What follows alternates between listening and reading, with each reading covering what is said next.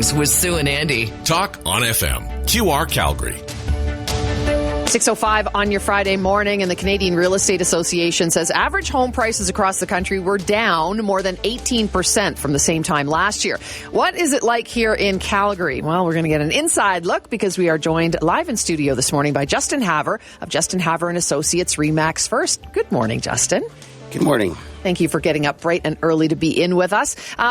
Let's talk about is really the reasoning behind all of this and the changes in the industry, et cetera, and sale prices and buying. Is it all because of the interest rate hikes? We had so many of them over the past, 6 months or so? Yeah, it's definitely been a change in the borrowing environment for people that want to buy a home with higher interest rates, and that is clearly having an impact on the consumer behavior across the country, right? But here in Calgary, our market is really, really strong. We have incredibly low inventory that we haven't seen to this level since the 90s, and we have a lot of competing offers again, believe it or not, especially in the lower price points. And, again, that's primarily due to the fact that the cost of borrowing is higher, and that's pushing people into the lower price points as well, making them more competitive. And again, Calgary is very attractive from a price standpoint compared to other markets across Canada. I always like talking with experts like yourself, Justin, who know a lot more than we do, and we can dig down and drill into these issues. In that, when I speak with someone like yourself in the real estate world, there's always wherever we're at in the market, someone who's going to come out the ultimate winner and someone who's maybe not going to come out. So, who is in the driver's seat right now? Who is this market best for? Well, I mean, it's a great question, and it's the people that are looking at real estate as a long-term investment. The speculators. Not the flippers. Not the flippers, no.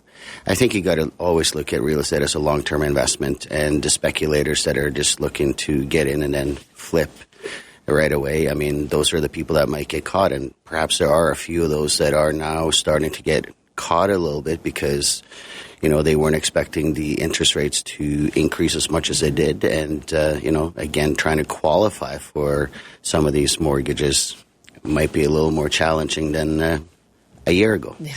You talk about inventory. So inventory is very low, meaning there are not that many homes on the market right now. That's got to be challenging for a company that, obviously that's what you do is sell and buy homes for people. It's really just a challenge for the buyers that get frustrated. I mean, go back a year ago, it was pretty crazy here. It was the Wild West, essentially, with a ton of competing offers at the same time as, if you look at today, the competing offers are there, but they're not as wild as they were a year ago. We got to try to obviously find the inventory for the right client and ensuring that they get into home where is suitable for them. And, I think that the one thing that we got to do is look at, okay, why is the inventory so low?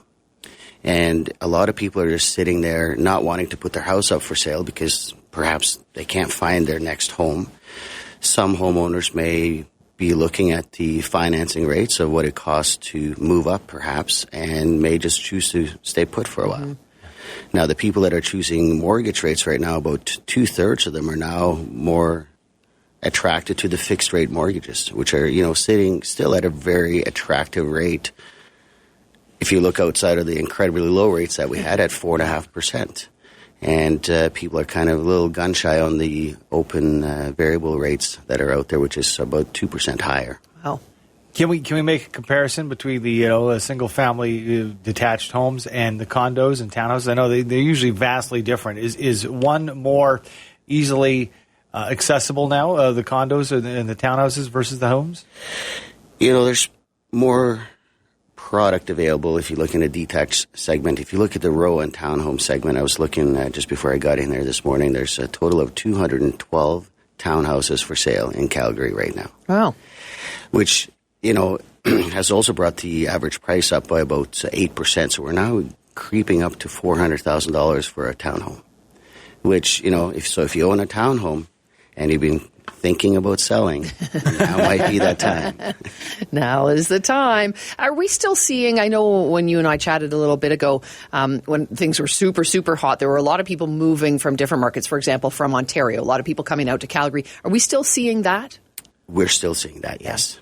I So mean, is that what contributes to the low, there's just not as many homes out there for the people who want to buy because people are coming from other provinces as well? well, if you look at, in comparison to 2021, for instance, let's not compare to last year because last year was Crazy. But if you look at, the number of sales that happened in January of 2021, we had 1,207 sales. January of this year, we had 1,199. So pretty much the same. Mm-hmm. Now, if you look at February 2021, 972 sales up until about the midpoint where we are today, and we're sitting at 1,010 sales. So, it's pretty on par with what we have for sales activity. Now, inventory, if you compare inventory to this time in 2021, we were 36% lower. Ooh. Wow. Right? So a significant drop in inventory. And, we're just hoping that more and more people will get the spring itch here as we're getting into spring and wanting to change their home. And we're ready. And there's many buyers that are sitting there trying to find a home. They need to get into home because we also have a lot of investors who are selling their revenue properties. Yeah. Right? So that's also forcing renters out into the marketplace as well. Right. What a crazy time. But nevertheless, that's so we have you in to dissect these things. But also to talk about something called giving back with gratitude. Can you tell us what this is, how you're involved, and why it's important to you, Justin? This is something that is incredibly important for every member of Justin Havner Associates. We are obviously very honored and privileged to be able to serve, all of our clients here in the community.